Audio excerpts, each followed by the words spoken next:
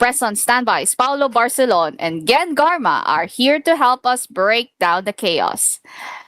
Thank you so much for returning to our program. It's so nice to have you here again. And thanks Mido for having the both of us. Magandang hapon po sa ating lahat. Magandang hapon, Mido, Pao, at sa lahat ng ating mga taga-subaybay ngayong araw na ito. Okay, let's get right to the chase. For those that do not really watch PGMN, Pao, can you explain to us what they do and what their contents are? I think on the surface, and Prof Gen will agree with me, no. Si PGMN is really comparable to to an organization that is promoting commentary guised as journalism. Alam naman natin na in journalism we are bound by rules, by a set of ethics, by a set of principles and newsroom style guides na kinakailangan ma-achieve ng mga journalists or ng mga reporters. And PGMN has been really leaning towards opinion punditry, similar to what we see on, let's say, Fox News or Newsmax or One America News Network in the United States, wherein they promote certain thoughts which are left unchecked. Siguro for a more academic perspective of what this is about, I think Gian will agree with me na hindi ito journalistic network per se or a journalism outlet per se, because at the end of the day, practicing journalists is the bread and butter of a newsroom. PGMN has pundits. It's like saying it's like plugging in a 110 volt appliance sa plug na 220 volts. So you know that both is compatible at doon maaring sumasabog. Prof. Gen. Actually, very kind pa nga yung pagde-describe ni Pao about PGMN. Kasi kung tatanungin ninyo, para as an ordinary viewer, no, para ang PGMN ay, I'd describe it as if Fox News and Last Week Tonight or The Daily Show had a love child. Bakit? Kasi, kagaya na binanggit ni Pao kanina, it's more punditry, no? Kaya lang kasi, for example, with Last Week Tonight with John Oliver, for example, kung tatanungin niyo si John Oliver, sasabihin niya sa inyo na hindi siya journalist, pero yung proseso ng mga storya na ginagawa nila sa LWT, for example, humuhugot kasi din sila from actual journalism work from other journalists, and then ginagawa nila ng komedya or ng humor, no? And therein lies the difference between shows like The Daily Show or Last Week Tonight with PGMN. Si PGMN, malinaw na malinaw siya na punditry. Alam mo na yung mga nasa himpilang ito, so to speak, mga mga mas political commentators sila than journalists. Bakit? Kasi una sa lahat, kung titingnan mo din naman yung iba nilang most of their content, especially yung commentary content, hinuhugot din naman nila yung pinagkokomentaryohan nila from mainstream newsrooms eh. So mas komentaryo talaga sila, except for instance, yung may mga pagkakataon na nagkakaroon sila ng ilang mga scoop, no? I remember may isang dito pa nga yung humantong na may isang politiko from Quezon City nakakasuhan ng PGMN kasi may mga expose nga daw itong himpilang ito. But again, even if may expose sila, alam mong punditry pa rin eh. They're dealing with punditry. And marami na rin nagsabi, no, like Professor Danny Araw na nagsasabing, hindi sila journalism. And if you are a critical media viewer, you would know na kapag manonood ka ng PGMN, it's not journalism the way we know it, no? As old school journalists would do it. Mas talaga siya, mas komentaryo siya. It's more of a commentary arm than, a newsroom really. Siguro to add briefly lang to what Prof. Gen was saying, it's really about kumbaga ang journalism outlets, whether TV, broadcast, radio or digital, they rely on reporters. They rely on facts. Na it takes a lot, no? It takes a lot for us journalists, myself and Gen and Mido included, na para maglabas ng isang storya, you have to have verification, confirmation, you have to have extensive sourcing. Kasi PGMN is trying to promote what I like to call personally the journalism of rage instead of the journalism of fact.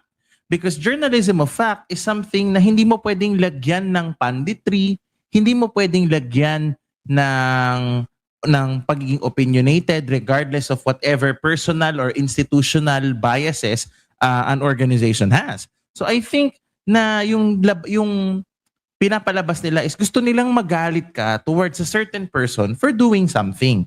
And not just that, mabuti sana kung ano lang Prof. Gen and Mido they were just about attacking people. At the height of PGMN's rise, they thrived on promoting anti-vaccine theories. They're promoting, I would like to call it the way it is, it's bigotry. Diba? They are promoting anti-LGBTQIA plus narratives. Diba? Kumbaga para silang pag nanood ka ng mga komentaryo nila, it's really pandering to what we traditionally know as a conservative audience. Yes. People who are dismissive of vaccines, people who do not sit well comfortably with the LGBTQIA plus spectrum. But the irony is they pride themselves on being a voice for all political ideologies. Yet, kung titignan mo yung number of commentators nila, like Regal Oliva, Orion Perez Dumdum, CJ Hero, a lot of these are pro-Duterte commentators. Sino ang tanong dyan? Sino ba yung mga pro-liberal liberal commentators nila? Sino ba yung commentators nila who are pandering to the Marcos loyalists? So if they pride themselves on being a platform for free speech absolutism, why is there an institutional preference for voices that amplify former President Duterte? Kumbaga doon pa lang may kinikilingan at alam mong may pinoprotektahan na na hindi mo alam kung ano ang ideological leaning nila from on the surface. Pero kung critical kang viewer, makikita mo that there is an obvious pattern towards the type of content that they're trying to publish. Sure. Okay, so I want to ask this specifically. Why was there a need to extort a former House Speaker para sa isang expose regarding his role in the flood control scandal? Was there a need to do that in the first place? Actually, I'd like to preface my answer muna with, of course, we have to presume innocence sa lahat ng mga inaakusahan until proven otherwise, no? But nevertheless, pwede kasi nating dito pumapasok yung dito na natin pwedeng i-introduce yung konsepto ng ACDC. Ayan. So para sa mga kapakanan ng mga taga-subaybay natin na wala naman sa loob ng newsroom, no. Ano ba tong ACDC? Ito siya, it's a derogatory term. Attack and collect, defend and collect. Strategy yan ng mga nasa larangan ng pamamahayag na halimbawa, may dalawang magkaaway na partido A, partido B, sasabihin ni journalist ni Bayaran, quote-unquote Bayaran journalist kay partido A na, di ba kalaban mo tong si partido B? Edi bayaran mo ako, aatakihin ko 'yon. Tapos yung modus operandi na 'yon gagawin din ni Bayaran, quote-unquote journalist kay person B. Kaya siya ACDC, attack and collect, defend and collect. Ganun na ganun yung kung mapatunayan na ito yung na extortion, no, itong ginawa ni na Mabanta sa sa panig ni Speaker Romualdez, what they did is, classic ACDC. Ngayon, as to the question of kinailangan ba na humantong sa ganitong punto, the only acceptable instances no para hindi mo ilabas ang isang storya ay either hindi ka pa kumpleto sa detalye or yung hindi mo pa nagawa ang lahat ng efforts para kunin ang kabilang panig dun sa storya. Weird din kasi dun sa statement no, ng PGMN at sa statement ni Franco Mabanta na para bagang kung may mangyari sa akin, ang sinasabi ni Mabanta basically, kung may mangyari sa akin, saka nyo ilabas yung video. So pag halimbawa wala pang nangyari sa kanya, hindi pa lalabas yung storya. So mapapatanong ka dun no, na parang bakit mo pa siya kailangang i-hold off kung ganun na kayo ka-confident sa storya ninyo.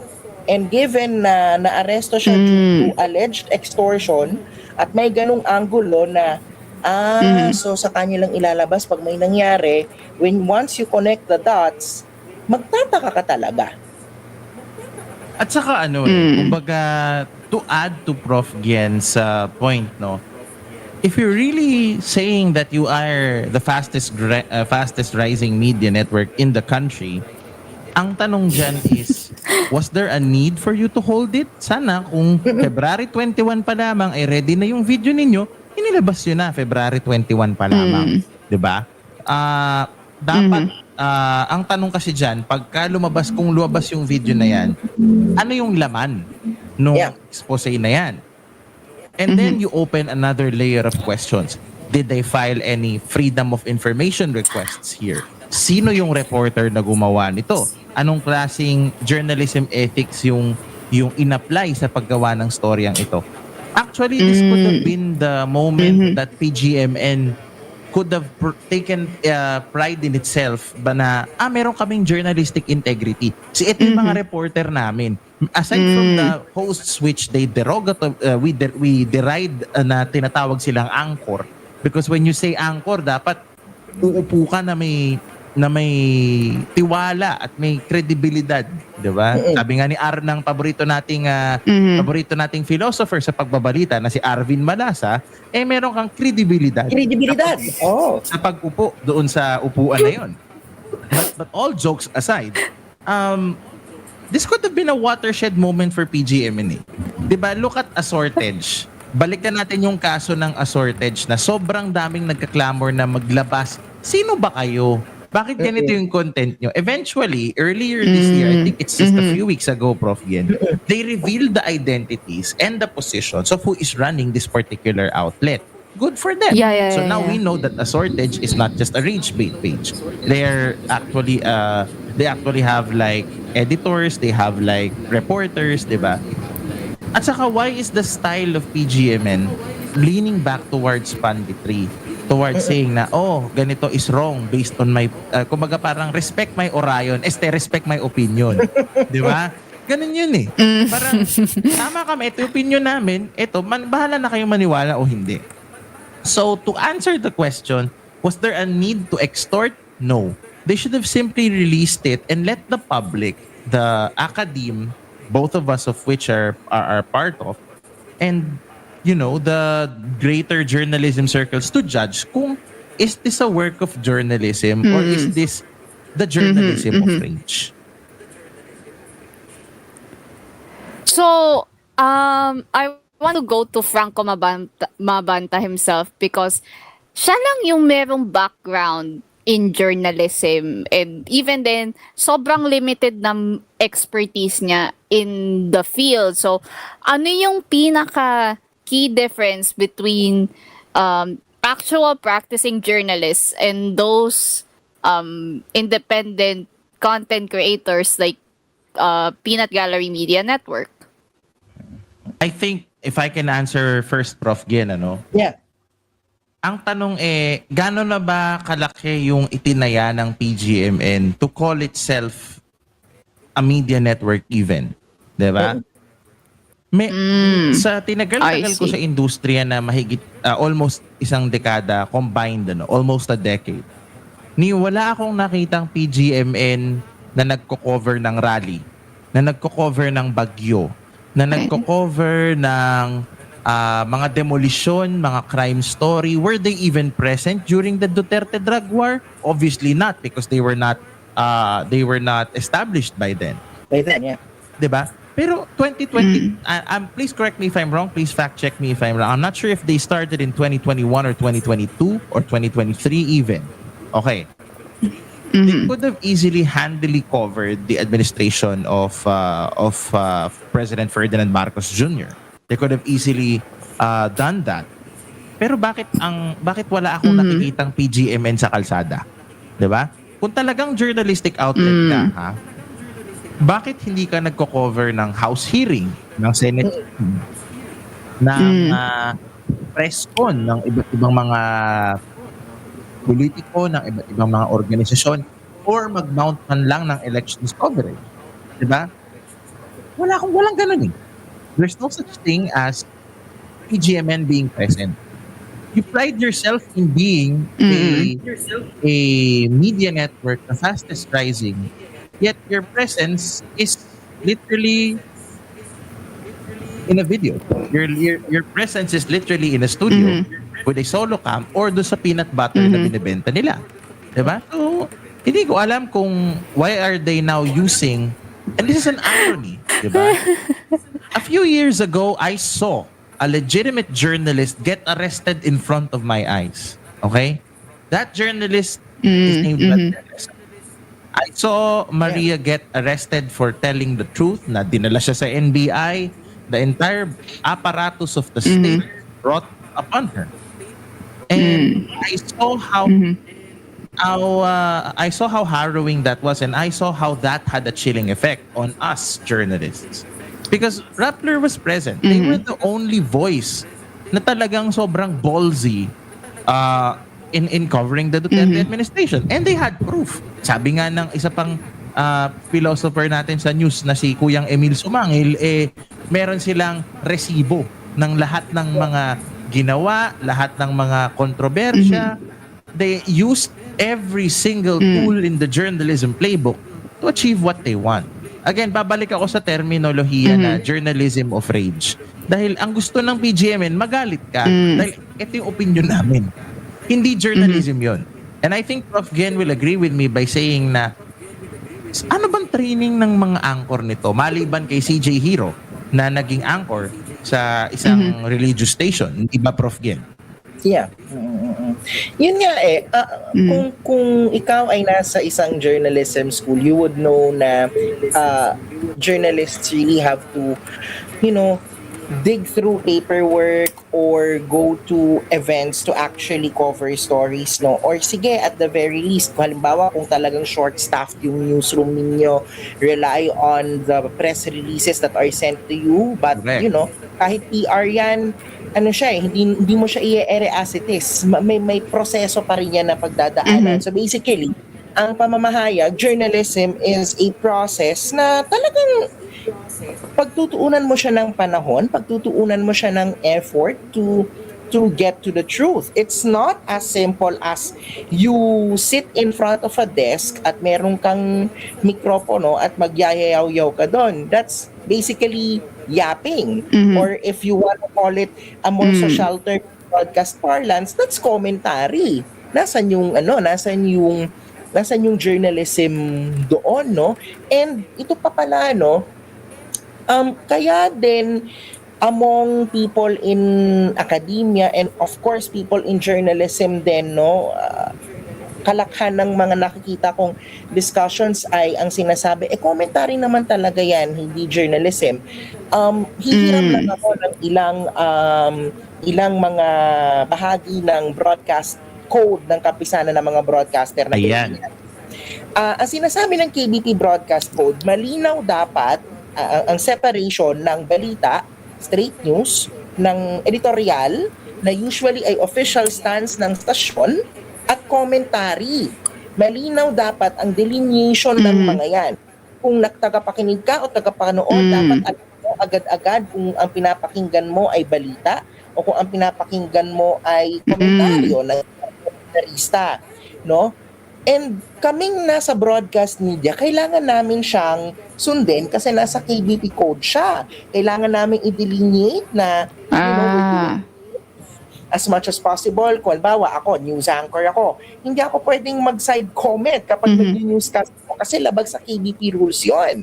But, so in social media, distinctions at yung ganitong mga patakaran na usually sinusunod ng mga broadcaster, particularly ng KBP member stations, nagiging blurred yan. The lines get blurred in social media. Kaya, if you see media outlets like PGMN doing what they're doing, parang sa mata ng ordinaryong viewer, pwede siyang, ay parang bago ito something new to the ear and to the eye. Pero truth be told, if you apply the KBP broadcast rules with what they're doing, they're not separating commentary from journalism, no, or from news, which sa mga ng mga data, it's a no-no. Kaya talagang hindi tayo magtataka kung merong mga tao, whether they're journalists or people from academia or basically critical media viewers na magsasabing, aba, saglit lang, sure ba kayo journalism ang ginagawa ninyo dyan? Kaba, Okay. ginagawa ninyo. Okay. Okay, I want to I feel like this is something that we should be discussing about. How dangerous can it be for the media landscape when outlets like PGMN shift to gotcha journalism now that Mabanta has walked free? Ano yun? Like, makabalik ba siya into his duties in PGMN? How would it work exactly? I think very briefly lang. Once you are allowed to post bail, pwede mo namang gawin yung gusto mong gawin, 'di ba? You're technically on provisional liberty until the court says you're actually guilty. Franco Mabanta can choose to go back to doing what he's supposed to do, being with his family, 'di ba? But I do expect him to ramp up the attacks against the current administration, or expect him to release the video, or expect him to just direct PGMN to continue doing what it's supposed to be doing. But the problem is, itutuloy mo man yung gagawin mo, may continuity ka man sa gagawin mo. Ang tanong, yung bang ginagawa mo is driven out of a pursuit of the truth, or are you doing it out of a pursuit to go back or para sa paghihigante, 'di ba? Gusto mo bang maging Princess Punzala na at the end of the day tumatawa matapos sumabog ang isang van? So, yun yung doon magkakahalataan kung ano ba talagang motivations nito. And I think moving forward, dapat maging lesson ito sa atin na malaman natin at dapat ma-institutionalize yung pagtuturo ng political economy of media. Dito natin kailangan malaman sino bang nagpopondo rito.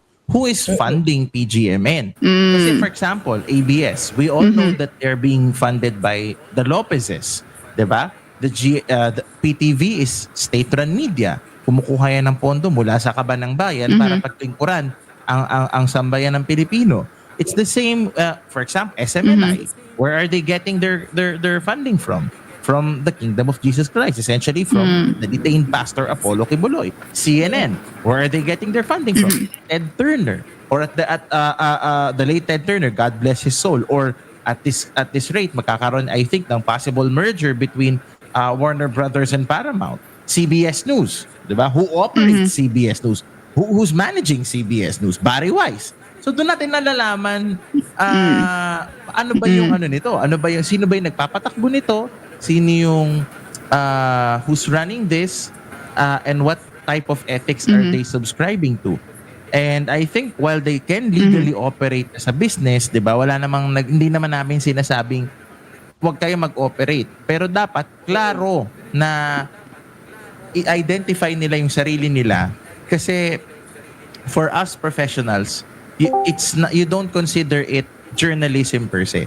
It's essentially opinion farming, rage baiting, trolling, and bigotry, 'di ba? Parang they're the opposite of what free speech is all about. Tsaka maganda pa yung sinabi mo kanina na kailangang makita kung yung mga susunod na outputs ba ng PGMN, assuming that they would push through, or continue operations, kung ano yung mga ilalabas nila, kasi dito talaga dito talaga matetesting, no, na kung ang bawat video na nilalabas nila ay may agenda. Kasi lalo ngayon, inaresto yung kanilang inaresto yung CEO, inaresto yung may-ari. Kumbaga, meron kung ikaw ay ito na to, no, resulta na to ng malikot na isip. Pero alam mo yung meron bang posibleng magkaroon pa talaga ng drive, na maghigante. Hindi ko sinasabi maghigante sila, ha? Correct. Pero it could be fuel that they could add to the fire, so to speak. But the question is, will they continue the fire? Kasi remember, ang pinag-ugatan ng extortion case na ito ay may video kami laban sa iyo, Speaker Romualdez. Ilalabas namin to, depende kung magbabayad ka. So, 'di ba, may siya, kung ganun ang kung may ganung agenda, parang magtataka ka ngayon or hindi lang sa magtataka, more like sa mga susunod na mga araw at linggo, babantayan natin ngayon kung anong uri ng content ngayon yung kanilang ilalabas at kung talaga bang magdo-double down sila, no, with their free speech absolutism. Kasi baka maya-maya, eto na naman yung, for example, tandaan niyo a few days ago lang din na may Representative Terry Ridon went, di ba, bumanat siya sa PGMN.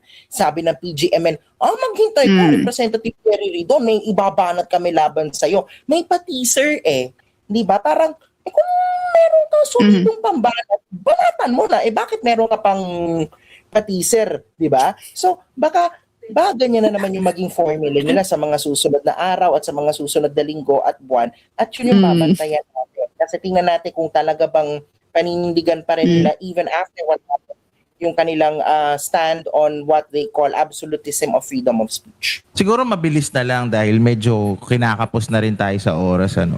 I think at the end of the day, challenge to for professional journalists, no?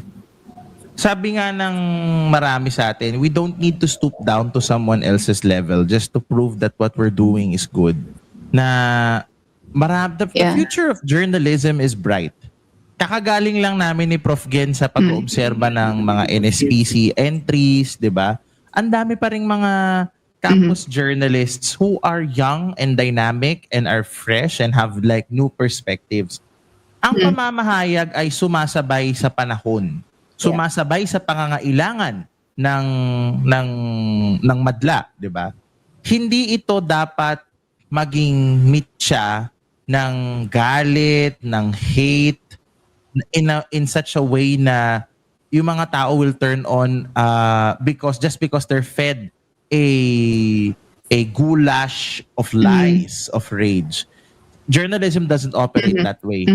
The way journalism operates is how Malu Mangahas describes it in her program, Investigative Documentaries.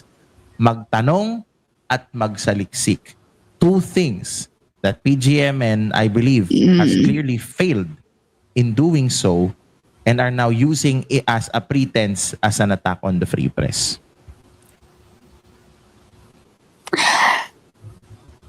Just some amazing final words we have here from our present standby people.